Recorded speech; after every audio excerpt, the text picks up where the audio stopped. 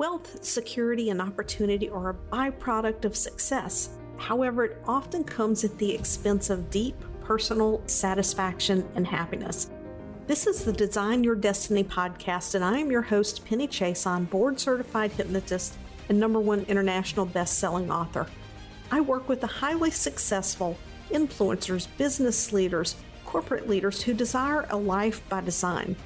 In this podcast, I will bring to you succinct solo episodes and interviews that dissect the challenges of success and highlights the ways to leverage your most underutilized asset, your subconscious mind. If you desire peace and happiness in your life, better health, and stronger relationships so you can enjoy the success that you have created, keep listening because this podcast is for you.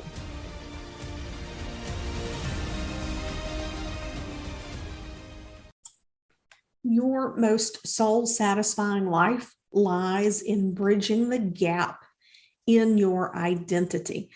Now, you might go, yeah, that's absolutely true.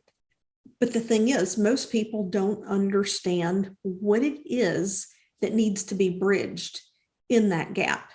And that's what we're going to talk a little bit about today, because we've all been in circles where we have had mentors, coaches, teachers, maybe even friends who have bestowed upon us the wisdom that when we are creating something new in our life, be it a business, an opportunity, a relationship, to act as if we already have it. What are the decisions we'd be making? What are the actions we'd be taking?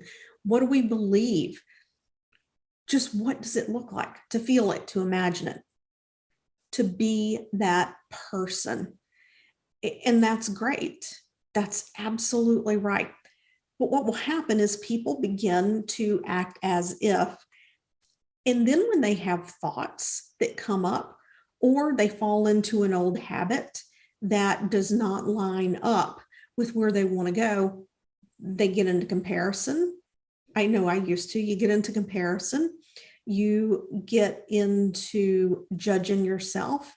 You get into this cycle. It's possible to get into a cycle of self-talk that is negative. And sometimes we think our self-talk is positive when it's actually negative. We believe we're doing ourselves a favor when we are not. And probably one of the most damaging self-talk scenarios is what if, right? What if? People believe that they're doing a good thing by planning for problems that may occur. And they're like, what do I do if? And what do I do if? And they believe that they're planning. What they're doing is they're telling their brain, this isn't possible. So I just went off on a tangent there, but let's look at this gap between identity, because we get into comparison. We may find ourselves slipping into patterns and behaviors we thought we had overcome. And now all of a sudden they're showing up again. These things are related to patterns and beliefs that are running on a subconscious level. If you're experiencing these things, number one, I want you to know it's not your fault, okay? The way that the brain makes interpretations, the way that it forms impressions, the way that an emotion can make something sticky instantly is not in our control 100%. Now, we absolutely can control our thoughts. When thoughts come up, we can choose to think better thoughts. We can choose to manage our attention and where we put our attention.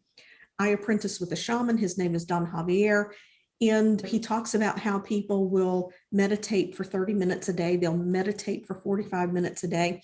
And he's, what if you lived your life in meditation? What if you went through your whole day in a state of meditation with your mind silenced? That takes a lot of practice. That takes putting down past experiences and letting them be. That takes getting out of emotions that you're pulling forward with you. I'm not talking about if an emotion comes up in the moment, properly handling that emotion. So many of us carry emotions from the past. So we bring that emotion with us. Now, it's important that we always keep the lessons of what we learned, but we bring this emotion with us. It's stored in the subconscious mind. And as we move towards this new identity, something will resonate with the past. And then subconsciously, the mind begins to throw up these stories. The mind begins to throw up these beliefs. The mind throws on the brakes and says, hey, wait a minute. This doesn't feel comfortable. And it initiates thoughts around that. And then we get into fearful thinking. We can be in fearful thinking and not even know it because we're acting out of habit. We're doing what we do. We're not being mindful. And while our attention is in one place, our mind is off somewhere else. And the next thing you know, we're feeling all of this fear. Sometimes the mind doesn't even want us to feel the fear from the thoughts. So what does it do then? It distracts us. We go eat too much, drink too much, work too much, exercise too much. We end up getting into a behavior that is a distraction so that we don't notice that these fearful thoughts are taking place in the background because the mind is constantly processing information. As long as we are awake, it is processing information. So within this gap of where we are and where we desire to be, we have our current subconscious, I'm emphasizing subconscious and conscious too, beliefs, stories, patterns. To be this person we want to be, we have to bridge the gap over those stories. And we do that by neutralizing them, because if we is great. I've had coaches, love coaches. They're good for a perspective shift when we're starting to get into our stuff or when we're wanting to move a new direction. But when these patterns continue to occur, when these beliefs continue to come up and they're emotional, we have a choice. We can push them down, push them out of our mind and push through them and give our brain the message, she's not listening to me. She's not listening to me. This is dangerous. Our brain is going, this is dangerous. Going live on YouTube, having this is dangerous. How do we get her to stop doing this? And what might happen is procrastination. What might happen is we may become physically ill. Yes, I said physically ill.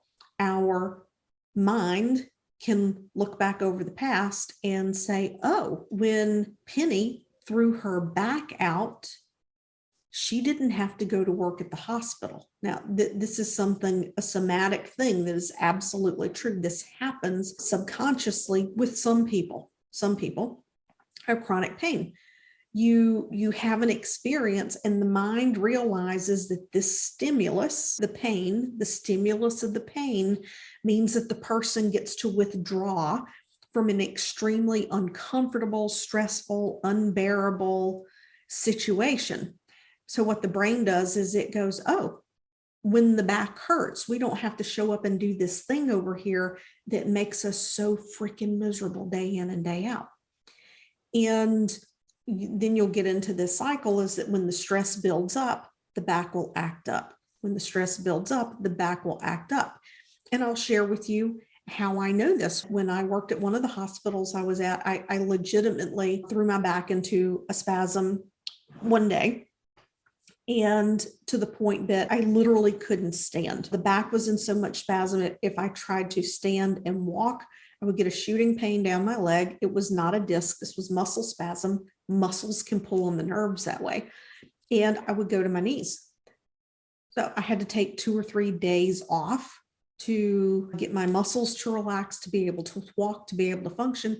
And after about 3 days, I was feeling great. The morning that I got up to go into work at the hospital, I was brushing my teeth and my muscles started spasming up again. But because I'm a hypnotist And because I had worked with people with chronic pain and hypnosis, I immediately knew what it was. And I said, you know what?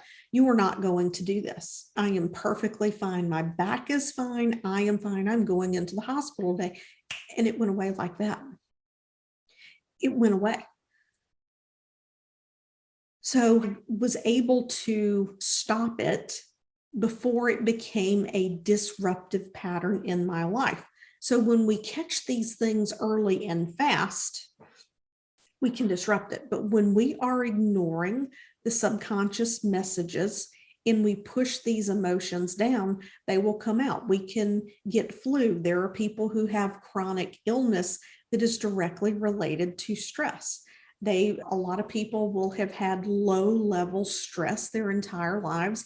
And then there is a correlation between that and autoimmune disease. There is a correlation between that and fibromyalgia. There is a correlation between chronic suppressed anger and death. I've said it on this podcast before, and I'll say it again. Repressed rage is more deadly than a type A personality, and most people don't even realize that they're carrying around anger because it feels in the body like irritability, lack of patience. It feels like what people describe as anxiety, because fight is on the fight or flight spectrum. So it's the same chemical. So people will feel anxious, and what they're dealing with isn't anxious feelings. It's not anxious thoughts. It's anger. And I can speak to that one from experience. So identity is powerful because identity allows us to highlight those things in our life that we can address, that we can neutralize, that we can release and let go of, so we can be the truest essence of ourselves, so we can have that deep soul satisfying success, so that we can quiet the inner critic that is inside, whether you hear that voice or not. That inner critic is there. There's a part of us on the inside that is constantly judging how it is that we're showing up in the world, if it's safe and secure. And when we have a solid belief in ourselves, when we unconditionally love ourselves, when we fully trust ourselves, the volume on that voice goes way down. It goes way, way down. So just something to consider. Take a look at your identity. If you're thinking about who you want to be and where you want to go, and you have any doubt whatsoever, then there's something to bridge in that gap. There's something going on subconsciously, because when we truly operate from possibility, when we operate from trusting ourselves, when we operate from knowing that we are worthy and we are good enough, then we don't doubt that. We don't doubt that. And we don't sit around and we don't wallow around in how are we going to make it happen. We just take action and evaluate and keep going. So I hope you've enjoyed this episode of Design Your Destiny. If you're not a member of the Facebook group, you can join me over on Facebook group, Optimize to Thrive, where I go live every week and share tips around optimizing your subconscious mind so that you can fully enjoy the life that you have created. I'll be back next week.